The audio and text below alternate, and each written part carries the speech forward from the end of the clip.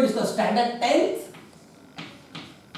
science 2 आणि आपला चालू आहे chapter 3 life processes in living organism part 2 आणि आजचं आपलं आहे लेक्चर क्रमांक 5.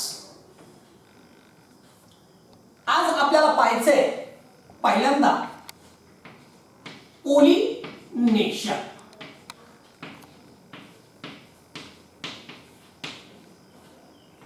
पोलिनेशन कशाला म्हणायचं?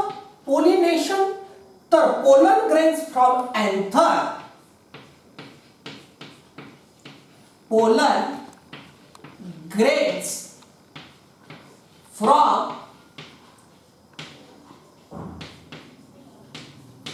anther are transferred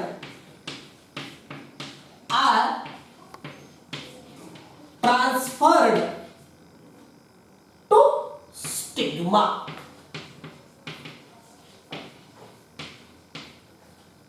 This is called pollination. This is called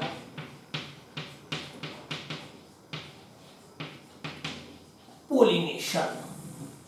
हो, आता अँथर काय स्टिग्मा काय लास्ट लेक्चर मध्ये आपण डिस्कस केले की तिथं अँथर फुटतो, त्याच्यामधले पोलन ग्रेन्स काय होतात तर स्टिग्मावर जातात. स्टिग्मा काय आहे? गायनोशियमचा भाग आहे. बघा बरं का, म्हणजे कधी कधी फार गंमत वाटते मला. हो, हे अँथर, फिलामेंट, स्टॅमेन, स्टिग्मा, स्टाईल आणि ओव्हरी स्किप सिलेबस केला आणि पोलिनेशन ठेवले. म्हणजे ते स्किप करून चालेल का? नाही चालणार. म्हणून मी तुम्हाला शिकवले. आता तुम्ही म्हणताल नाही नाही सर, तो पॅराग्राफ अख्खा स्किप केलाय आणि तुम्ही मागच्या वेळेस आम्हाला तो लर्न केलाय, शिकवला. तरी शिकवावं लागतं, कारण म्हणून मला पोलिनेशन शिकवायचं. Okay, let it. काय आहे पोलिनेशन? तर पोलन ग्रेन्स हे अँथर पासून ते काय होतात? ट्रान्सफर होतात. आणि कुठं ट्रान्सफर होतात? स्टिग्मावर ट्रान्सफर होतात. ती आपल्याला पार्ट्स ऑफ फ्लावरची डायग्राम समोर आणायची, त्याला पोलिनेशन म्हणायचं. आणि हे जे पोलिनेशन आहे, pollination occurs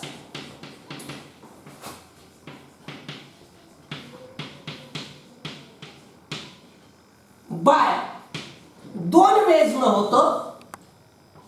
abiotic factors, abiotic factors, अजैविक घटकांच्या मार्फत पोलिनेशन होतं. अबायोटिक फॅक्टर्स कोणते कोणते आहेत?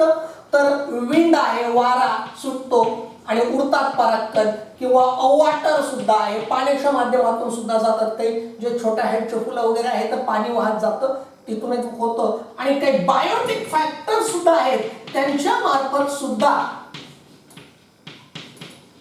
पोलिनेशन होतं. बायोटिक फॅक्टर्स कोणते कोणते आहेत? इन्सेक्ट्स, वेगवेगळ्या प्रकारचे. कोणते कोणते? इन्सेक्ट्स, मधमाशी आणि बी.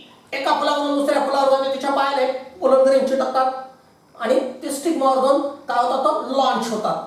किंवा बिटल्स, भुंगे आहेत, इतर काही इन्सेक्ट्स आहेत, त्यांच्या मार्फत होतं.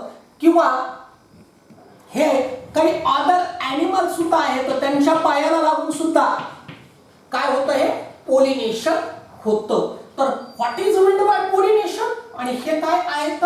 त्याचे फॅक्टर्स, अबायोटिक फॅक्टर्स आणि बायोटिक फॅक्टर्स. 3 मार्काचा प्रश्न तयार होऊ शकतो बरं का इकडे. हो, की पोलन ग्रेन्स काय होतात? अँथर कडून स्टिग्माकडे जातात, आपोआप जात नाही. त्याला फॅक्टर्सची आवश्यकता आहे, अबायोटिक फॅक्टर्स आणि बायोटिक फॅक्टर्स. आणि आता तिथं जाऊन लॉन्च झाले की काय होतं? मग पुढे फर्टिलायझेशन होतं. म्हणून पुढचा जो आपला मुद्दा आहे तो आहे फर्टिलायझेशन. फलन. हो, आपल्याला माहिती आहे की सेक्शुअल रिप्रोडक्शन 2 स्टेप मध्ये कंप्लीट होतं, गॅमेट फॉर्मेशन आणि फर्टिलायझेशन. हे काय आहे? पोलन ग्रेन्सच्या मध्ये मेल गॅमेट्स असतात आणि खाली ओव्हरीमध्ये फिमेल गॅमेट्स असतात.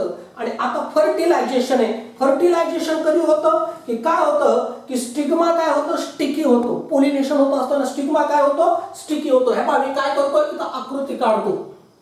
कशाची आहे सांगणार नाही. करेक्ट, माहिती झालं तुम्हाला. ही काय आहे, कार्पेल आहे, गायनोशियम आहे. हे काय आहे, स्टिग्मा आहे, ही स्टाईल आहे. आणि ही ओव्हरी आहे. हे इथे काय आहे, ओव्हरी आहे. आणि हे जे आहे ही ओव्हरी आहे इथे.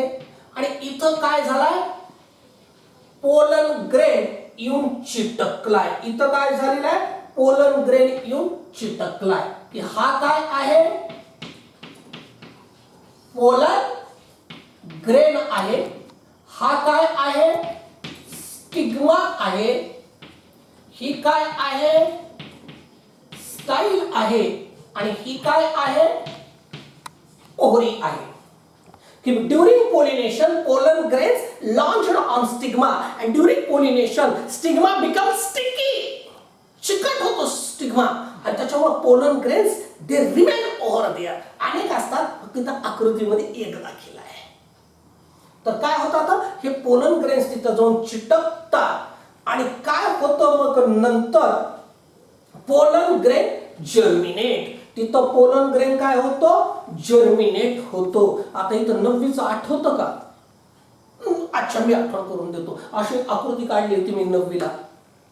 किमोट्रॉपिझम, किमोट्रॉपिझम त्याच्यामध्ये सांगितलं होतं तुम्हाला, 10वीला येणार आहे. हे किमोट्रॉपिझम होतं. याच्यामध्ये केमिकल आहे, त्याच्यामध्ये केमिकल आहे. आणि ग्रोथ डिपेंडंट मुवमेंट होते. दॅट्स इट, आठवलं ना, ते ग्रोथ डिपेंडंट मुवमेंट. आणि पोलन ट्यूब होतं. मग इथं काय होतं की चिटकल्यानंतर हा पोलन ग्रेन शांत बसत नाही. तर काय होतं, हा पोलन ग्रेन हा काय होतो, जर्मिनेट होतो. तिथं काय होतो, जर्मिनेट होतो. आणि एक ट्यूब तयार होते. एक काय तयार होते, ट्यूब तयार होते. Which moves towards the ovary. जी ओव्हरीकडे काय होते, जाते. ह्या ट्यूबला काय, कोणती ट्यूब म्हणतात, पोलन ट्यूब. काय डिस्कस करतोय आपण, फर्टिलायझेशन. कधी स्टार्ट होतं, फर्टिलायझेशन स्टार्ट्स आफ्टर पोलिनेशन. पोलिनेशनच्या नंतर. After pollination pollen grains launched on stigma of carpel gynoecium कंसामध्ये. Pollen grains become sticky during fertilisation. का स्टिग्मा स्टिकी बनतो, स्टिग्मा स्टिकी बनतो. Then pollen grain germinate. तिथं पोलन ग्रेन जर्मिनेट होतो. And a pollen tube moves down through style. या style मधून pollen tube काय होते, त्या पोलन ग्रेनच्या तिथे ट्यूब तयार होते, नळी तयार होते. ती स्टाईल मधून कुठपर्यंत जाते, up to ovary. It is an example of chemotropic movement or chemotropism. आता काय होतं, नेक्स्ट इथं काढतो. आता मुद्दाम तुम्हाला टप्प्याटप्प्याने समजावून सांगतोय. ही पोलन ट्यूब दाखवतो इथं अशी. आणि इकडे खाली ओव्हरी आहे. आता पोलन ट्यूब काय असते, तर इच पोलन ट्यूब काय करते, कंटेन्स 2 मेल गॅमेट्स. याच्या आतमध्ये किती मेल गॅमेट्स तयार होतात, तर एका पोलन ग्रेन पासून 2 मेल गॅमेट्स तयार होतात.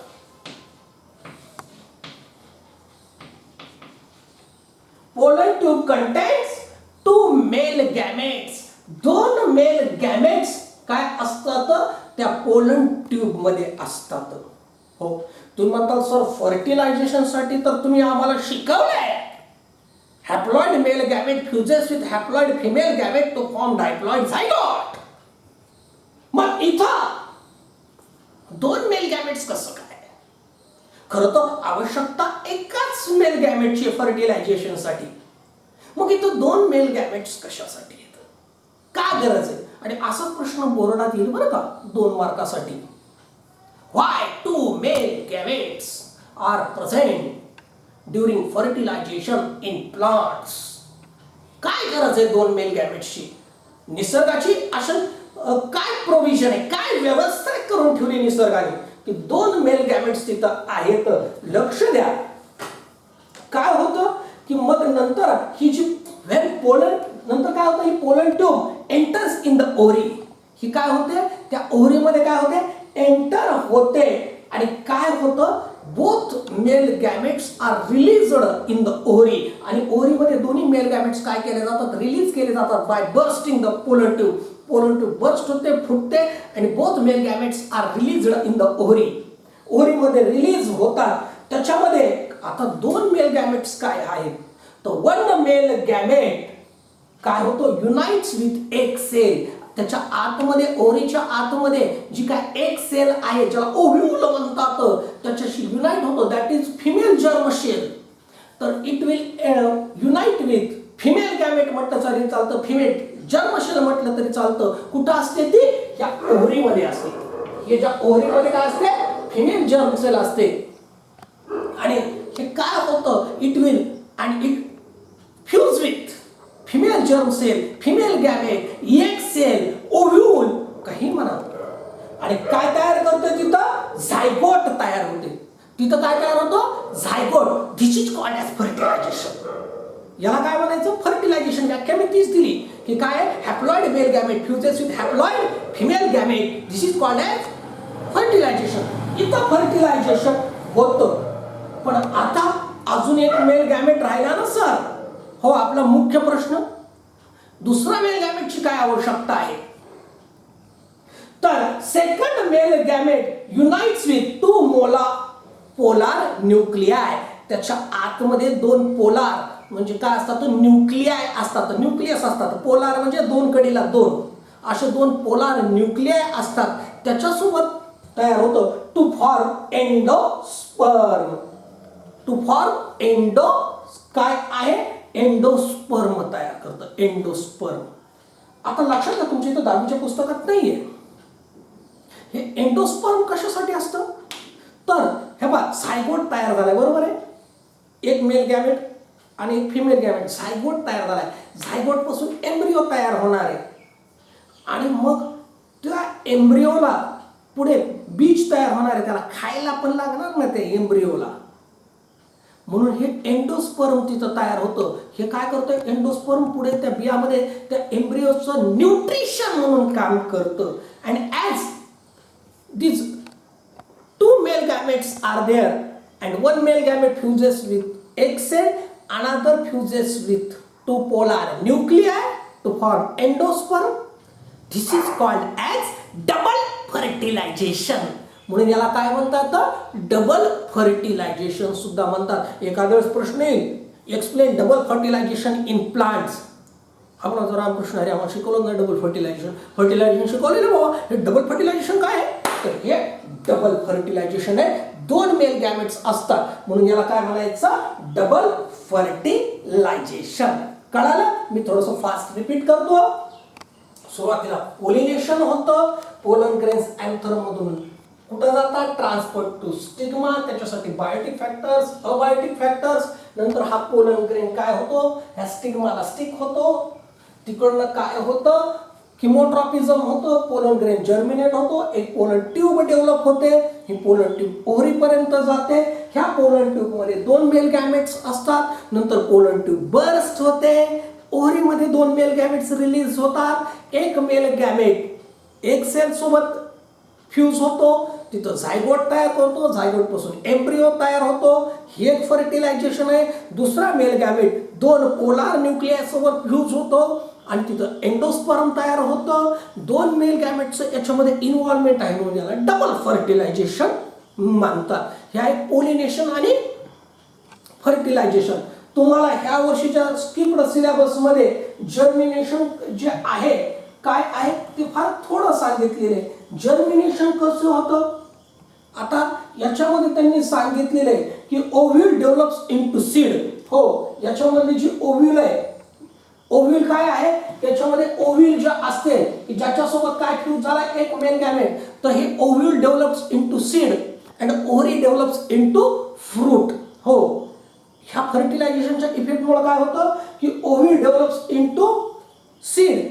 आतमधली जे झायगोट पासून काय तयार होतं, सीड तयार होतं. आणि बाहेरची जी ओव्हरी आहे, बेसल पार्ट आहे जो कार्पेलचा, त्याच्यापासून काय तयार होतं, फ्रूट तयार होतं आणि त्या फ्रूटच्या आतमध्येच काय असतात, सीड्स असतात. आणि मग आपल्याला माहिती आहे ज्यावेळेस सीड मातीमध्ये पडतं, when it is fall on the ground, favourable condition त्याला जर का भेटल्या तर इट जर्मिनेट, त्याच्यापासून दुसरं झाड तयार होतं.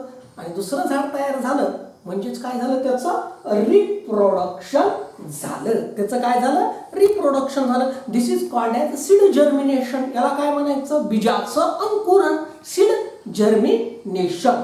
बघा म्हणजे कोणते कोणते पार्ट आहे तिथं आपल्याला, की पोलिनेशन. आता इथं स्किप कोणतं केलेलं आहे, तुम्हाला फक्त टाइप्स ऑफ पोलिनेशन तुम्हाला स्किप केलंय, की सेल्फ पोलिनेशन आणि क्रॉस पोलिनेशन. ती खालची एक चौकट आहे ती काढून टाकलेली आणि ट्रायदिस आहे ते काढून टाकलेलं आहे. तर आता म्हणजे किती भाग बघा.